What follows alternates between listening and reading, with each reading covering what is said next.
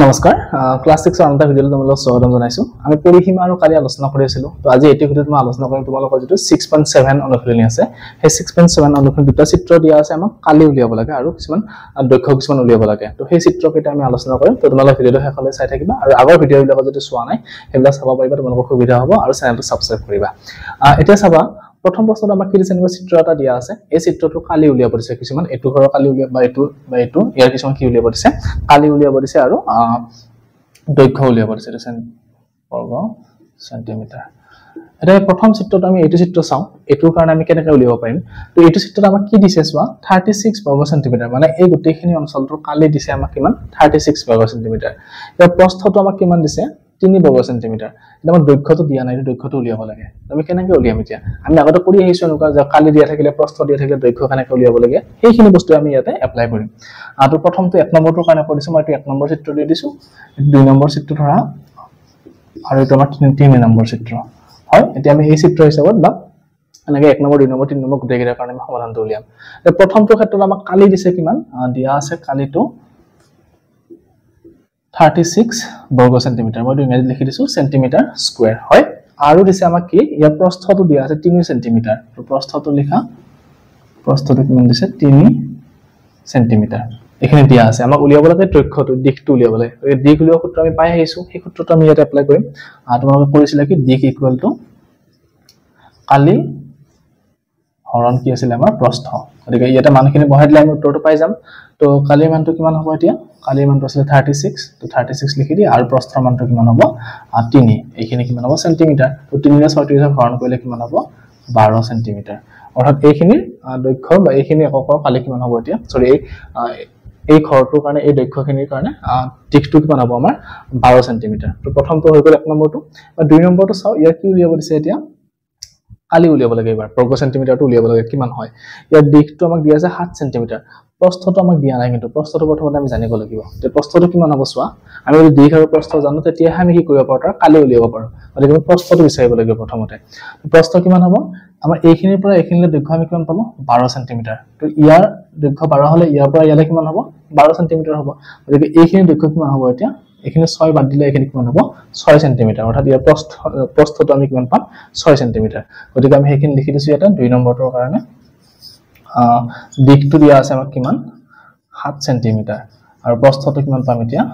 প্ৰস্থটো পাম 6 সেন্টিমিটাৰ মানে কেনেকৈ 6 সেন্টিমিটাৰ পালো মই বুজাই দিছো চোৱা আমি এইটো দৈৰ্ঘ্য উলিয়াইছিল 12 সেন্টিমিটাৰ গতিকে এইটো যেটো আয়ত গতিকে এইটোৰ দৈৰ্ঘ্য যিমান হলে এইটো কিমানে হ'ব এইটো 12 হল এতিয়া এইখিনি 6 গতিকে এইখিনি আমাৰ কিমান হ'ব 6 সেন্টিমিটাৰ গতিকে সেই কাৰণে হিচাপত লিখিছো কি 6 সেন্টিমিটাৰ অৰ্থাৎ প্ৰস্থটো 6 সেন্টিমিটাৰ 2 নম্বৰৰ কাৰণে আৰু দিশটো 7 সেন্টিমিটাৰ এতিয়া কালিটো লিখি দিয়া এটা কালি ইকুৱেল টু কিমান হ'ব দিশ পূৰণ প্ৰস্থ তো 7 সেন্টিমিটাৰ পূৰণ 6 সেন্টিমিটাৰ 7 7 কিমান হ'ল 42 সেন্টিমিটাৰ স্কয়াৰ অৰ্থাৎ আমি 2 নম্বৰটোৰ কাৰণে কালি পাই গলো কিমান 42 সেন্টিমিটাৰ স্কয়াৰ এবাৰ 3 নম্বৰটো চাম এবাৰ 3 নম্বৰটোৰ কাৰণে আমাক কি চাম আকৌ প্ৰস্থ দিয়া আছে 4 সেন্টিমিটাৰ দিশটো দিয়া আমাক উলিয়াব লাগে তেতিয়া দিশটো যদি গম পালে আমি কি কৰিব পাৰিম ইয়াৰ কালিটো নিৰ্ণয় কৰিব পাৰিম কাৰণ আমাৰ ইয়াতে কি উলিয়াব দিছে কিমান বৰ্গ সেন্টিমিটাৰ হ'ব উলিয়াব দিছে মানে কালিটো নিৰ্ণয় কৰিব লাগে তো 3 নম্বৰটোৰ কাৰণে মই ইয়াতে কৰি দিছো এতিয়া চোৱা ইয়াতে প্ৰস্থটো কিমান দিছে 4 সেন্টিমিটাৰ লিখি দিছো মই প্ৰস্থ 4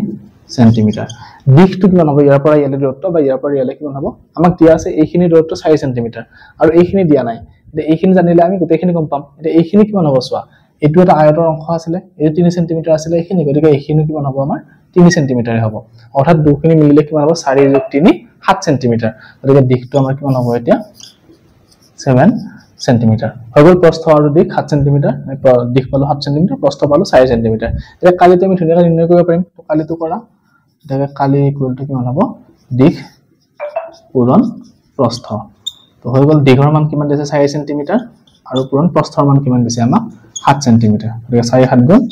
28 বৰ্গ সেন্টিমিটাৰ তো হৈ গ'ল 3 নম্বৰটোৰ কাৰণে কালি কিমান 28 বৰ্গ সেন্টিমিটাৰ তো এনেকৈ তোমালোকে চিত্ৰটোৰ পৰা চাই কেনে দিশ প্ৰস্থখিনি উলিয়াই ধুনীয়াকৈ কালিটো নিৰ্ণয় কৰিব পাৰিবা এতিয়া আমি 2 নম্বৰ প্ৰশ্নটো আলোচনা কৰিবা কি দিছে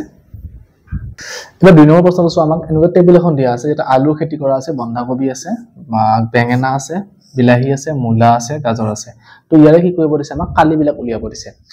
এতিয়া প্ৰথমতে আমি চাম যে ইয়াৰ দিশটো আমাক কিমান দিয়া আছে 18 মিটাৰ কিন্তু প্ৰস্থটো আমাক দিয়া নাই আৰু এখন কি কৈছে এখন আয়ত আকৃতি বুলি কৈছে গতিকে আমি ডাইৰেক্ট ক'ব নোৱাৰো যে এটো 18 হ'ব বুলি ক'ব নোৱাৰো যদি বৰ্গ হ'ল হয় তেতিয়াহ'লে আমি কি ক'লো হয় এটো 18 হ'ল হয় কিন্তু আমাক কি কৈছে এখন আয়ত আকৃতি হয় যেহেতু গতিকে এইখিনি কিমান হ'ব 18 মিটাৰ আৰু প্ৰস্থটো আমি উলিয়াব লাগিব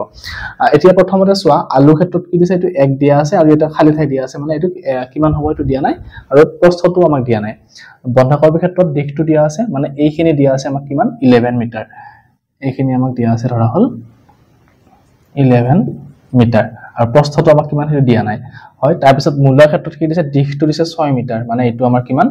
6 মিটাৰ প্ৰস্থটো কিমান হেতু আমাক দিয়া নাই এতিয়া তোমালোকে যদি চোৱা 11 আৰু 6 যোগ কৰিলে আমি কিমান পাম টোটাল 17 অৰ্থাৎ এই গোটেইখিনি দৈৰ্ঘ্যটো কিমান হ'ব এতিয়া ইয়াৰ পৰা ইয়ালে প্ৰস্থটো আমি কিমান পাম এতিয়া এই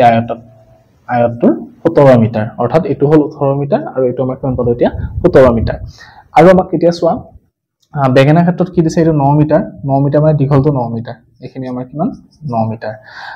প্ৰস্থটো আমাক দিয়া নাই কিন্তু কালিটো দিয়া আছে 54 এটা আমাক দিশ দিয়া আছে কালি দিয়া আছে প্ৰস্থ আমি কেনেকৈ দিছিলো প্ৰস্থক আমি উলিয়াবৰ কাৰণে কি কৰিছিলো কালি হৰণ দিশ আমাৰ যেটো সূত্ৰ আছিল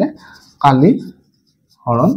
দিশ এটো মই তোমালোকক আগৰ অনুশীলনতে শিকাইছিলো 6.4 ত তাতে তোমালোকে পাইছিলা ধুনীয়াকৈ কালি হৰণ দিশ তো সেই মতে আমি কি কৰিম এতিয়া এই প্ৰস্থটো উলিয়াম তো 54 আমি 9 ৰে হৰণ কৰিলে কিমান হ'ব 9 6 54 গতিকে ইয়াৰ প্ৰস্থটো আমি কিমান পালো এতিয়া এটো 6 মিটাৰ হৈ গল এতিয়া চোৱা এইখিনিৰ পৰা এইখিনিলৈ কিমান আছিল আমাৰ 17 মিটাৰ এইখিনিৰ পৰা এইখিনিলৈ কিমান হ'ল 9 মিটাৰ গতিকে এইখিনি কিমান হ'ব আমি 17 পৰা 9 টো বিয়োগ কৰিব লাগিব 9 পৰা 17 গলে কিমান থাকিব 8 মিটাৰ গতিকে আমি কি কৰিব পাৰিম আলুখিনিৰ কাৰণে প্ৰস্থটো লিখিব পাৰিম এতিয়া কিমান 8 মিটাৰ কিন্তু ইয়াৰ দিশটো কম পোৱা নাই গতিকে আমি কালিটো উলিয়াব নোৱাৰো দিশটো কিমান হ'ব এতিয়া তোমালোকে চোৱা বেঙেনা খেতিৰ যেটো প্ৰস্থ আৰু আমি বন্ধাকবি খেতিটোৰ প্ৰস্থখিনি একেই কাৰণ দুটা সমান সমান হৈ আছে গতিকে এইখিনি যদি 6 মিটাৰ হয় আমাৰ ইয়াৰ প্ৰস্থটো কিমান হ'ব এইখিনিৰ পৰা এইখিনিলৈ 6 মিটাৰ হৈ গল এতিয়া চোৱা টোটাল ইয়াৰ পৰা ইয়ালে কিমান আছিল 18 মিটাৰ আছিল এইখিনি আমাৰ কিমান হ'ল 6 মিটাৰ তো 18 পৰা 6 গলে কিমান থাকিব এইখিনি আমাৰ কিমান হ'ব এতিয়া 12 মিটাৰ অৰ্থাৎ এতিয়া আমি কিমান লিখিব পাৰিম 2 12 মিটাৰ তো আলুটো আমি দিশ পাই গলো 12 মিটাৰ প্ৰস্থ কিমান পালো 8 মিটাৰ গতিকে 12 আৰু 8 কিমান হ'ব 8 বৰং 96 মিটাৰ স্কয়াৰ হৈ গল আমাৰ এটো বৰ্গ মিটাৰ তোমালোকে লিখিবা সময়ত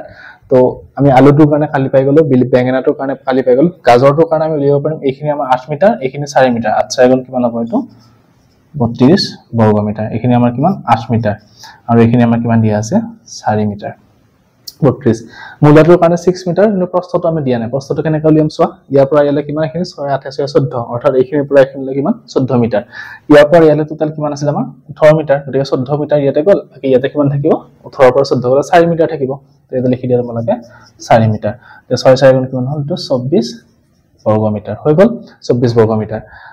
এতিয়া বন্ধাকবিটোৰ ক্ষেত্ৰত চোৱা এটো 6 মিটাৰ গতিকে আমি এইটো কি লিখিব পাৰো 6 মিটাৰ গতিকে 11 6 গুণ কিমান হ'ল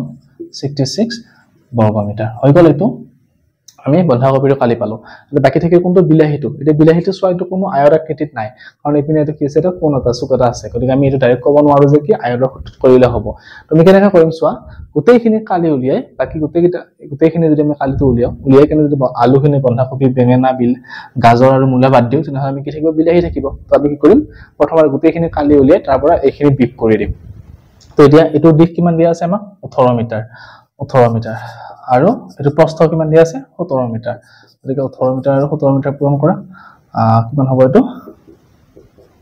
8 7 গুণ 56 6 8 গুণ 5 8 গুণ 7 গৈছে 12 8 6 8 10 গুণ 7 গলে 1 1 2 2 3 306 মিটাৰ স্কয়াৰ মানে গোটেই পথাৰখনৰ খেতি পথাৰখনৰ কালি কিমান আমাৰ 306 বৰ্গ মিটাৰ এতিয়া ইয়াৰ পৰা আমি বাদ দিব লাগিব এইখিনি আৰু এইখিনি বাদ দিব লাগিব তো এইখিনি যোগ কৰি দিয়া 96 আমি কি কৰিব লাগিব এতিয়া 96 আছে 66 আছে আৰু কিমান আছে 54 আছে আৰু কিমান আছে এটো 32 আছে আৰু লাষ্টত কিমান আছে 24 আছে তো আমি এইগিটা বাদ দিব যোগ কৰি কেনে আমি কি কৰিম যদি এই মূলখিনিৰ পৰা বাদ দি দিও তেনহলে কি হ'ব আমাৰ বিলাহীটো আমি কালিটো পাই যাম কাৰণ আমি গোটেইখিনি লগ কৰি কেনে আমি একেলগে বিয়োগ কৰাতকে এটা বিয়োগ কৰাতকে আমি কি কৰিব পাৰো গোটেইখিনি যোগ কৰি লৈ কেনে গোটেই খেতি পথাৰখনৰ পৰা বিয়োগ কৰি দিলে হৈ যাব তো এইখিনি যোগ কৰিলে আমি কিমান পাম 6 6 12 12 4 কিমান হ'ব 16 16 4 20 20 দিয়ে 22 2 হাতে গলে 2 9 দিয়ে 11 11 6 কিমান 17 17 পাছে 22 22 3 25 25 দিয়ে কিমান হ'ব আমাৰ 27 272 306 পৰা 272 বিয়োগ কৰি দিয়া এতিয়া 6 পৰা 2 গল থাকিল 4 10 পৰা 7 গল থাকিল 3 34 অৰ্থাৎ বিলাহীখিনিৰ বৰ্গ কিমান হ'ব এতিয়া কালিটো 34 বৰ্গ মিটাৰ তোমাক গোটেই খেতি পথাৰখনৰ এতিয়া কালিটো ওলাই গ'ল এনেকে তো একদম সহজ হয় বস্তুটো যদি তোমালোকে দীঘ আৰু প্ৰস্থটো উলিয়াব জানা এতিয়া মই আকৌ এবাৰ কৈ দিছো চোৱা তোমালোকৰ সুবিধাৰ কাৰণে যে ইয়াৰ আমাৰ প্ৰথমতে দিয়া আছিল দীঘটো 18 মিটাৰ প্ৰস্থটো আমাক দিয়া নাই আৰু বাকিখিনি দিয়া আছিল কিমান দৈৰ্ঘ্যখিনি দিয়া আছিল এটা আমি কেনেকৈ উলিয়াইছো প্ৰথমতে আমি চাইছো যে যিখিনি দিয়া আছে সেইখিনি কাৰ মান দিয়া আছে সেইখিনি লিখি লৈছো যেটা 11 মিটাৰ দিছে মানে দীঘটো 11 মিটাৰ তো আমি এটা 11 মিটাৰ লিখি লৈছো এটা দিছে 6 মিটাৰ ইনটু এটো দিয়া নাছিল গতিকে 6 মিটাৰ মানে কি দীঘটো 6 মিটাৰ তো 6 মিটাৰ লিখি ললো তাৰ মানে আমি গম পালো যে ইয়াৰ পৰা ইয়ালে 11 যোগ 6 17 মিটাৰ হল মানে এই গোটেইখিনি প্ৰস্থটো আমি পাই গলো 17 মিটাৰ আকৌ ইয়াতে চোৱা এইখিনি 9 মিটাৰ পুৰণ 6 কিমান দিয়া নাছিল আমাক কিন্তু আমি জানো যে দীঘ এটো প্ৰস্থ এটো গতিকে দীঘটো আমাৰ কিমান 9 মিটাৰ লিখি লৈছো এতিয়া প্ৰস্থটো কিমান হ'ব আমি যেটো কালি উলিওৱা সূত্ৰ কালি আৰু দীঘৰ পৰা আমি যে প্ৰস্থ উলিওৱা সূত্ৰ আছিল হেতুৰ পৰা আমি প্ৰস্থটো উলিয়ালো 6 মিটাৰ 9 সমান 6 মিটাৰ হল মানে এই পৰা ইয়াৰ দৈৰ্ঘ্য কিমান পালো 6 মিটাৰ পালো এতিয়া চোৱা আমাৰ ইয়াৰ পৰা ইয়ালে আছিল 9 মিটাৰ সৰি 17 মিটাৰৰ পৰা এইখিনি 9 মিটাৰ বাদ দিলে আমি এইখিনি পাম 8 মিটাৰ গতিকে আমি আলু খেতিৰ কাৰণে প্ৰস্থটো পাই গলো কিমান 8 মিটাৰ এতিয়া আমি এই জানো দেখিছো যে কি এইখিনি আৰু এইখিনি দৈৰ্ঘ্যটো সমান হৈ আছে গতিকে এইখিনি যদি 6 মিটাৰ হৈছে এইখিনিও কিমান হ'ব 6 মিটাৰ হ'ব গতিকে ইয়াৰো আমি কালি তুলিয়াব পাৰিম এতিয়া 11 পুৰণ 6 66 আকৌ চোৱা এইখিনি যদি 6 মিটাৰ হয় আমি ইয়াৰ পৰা ইয়ালে 18 আছিল এইখিনি বাদ দিলে আমি এইখিনি পাম আলুখিনি পাম তো 18 পৰা 6 গলে কিমান থাকিব 12 মিটাৰ এটো হৈ গল তো 12 8 গুণ কিমান 96 আলুখিনি হৈ গল আকৌ আমাৰ গাজৰৰ 8 মিটাৰ আৰু 4 মিটাৰ দিয়া আছে গতিকে 8 4 গুণ 32 তো হৈ গল তো আমাৰ গাজৰটো তাৰ পিছত মূলৰ ক্ষেত্ৰত 6 মিটাৰ আৰু এটো 4 মিটাৰ কেনেকৈ হল যে এইখিনি 6 মিটাৰ আছিল এইখিনি 8 মিটাৰ আছিল 14 হল আৰু টোটেল আছিল যেটো আমাৰ 18 গতিকে 18 পৰা 14 বাদ দিলে কিমান থাকিব এখানে 4 মিটাৰ থাকিব এটো 4 লিখি দিলো হেকাৰণে হৈ গল তাৰ পিছত বিলাহীটো বাকি থাকিলে বিলাহীটো আমি কেনেকৈ উলিয়াইছিলো গোটেই খেতি দৰাৰ পৰা আমি এই গোটেইখিনি বাদ দি দিছো বিয়োগ কৰি দিছো গোটেই খেতি দৰা কালিটো কিমান হ'ব 18 মিটাৰ পুৰণ 17 মিটাৰ এইখিনি আছিল আমাৰ 306 তাৰপৰা আমি কি কৰিছো আলু বাদ দিছো বন্ধাকবি বাদ দিছো সব বিয়োগ কৰিছো এফালৰ পৰা বিয়োগ কৰিলে আমি উত্তৰটো কিমান পাম 34 গতিকে বিলাহীটোৰ কাৰণে আমি পালো কিমান 34 বৰ্গ মিটাৰ তো তোমালোকৰ 6.7 ৰ এই দুটা প্ৰশ্ন দিছিলে আমি গোটেই দুটা প্ৰশ্ন আলোচনা কৰিলো যেহেতু তো তোমালোকে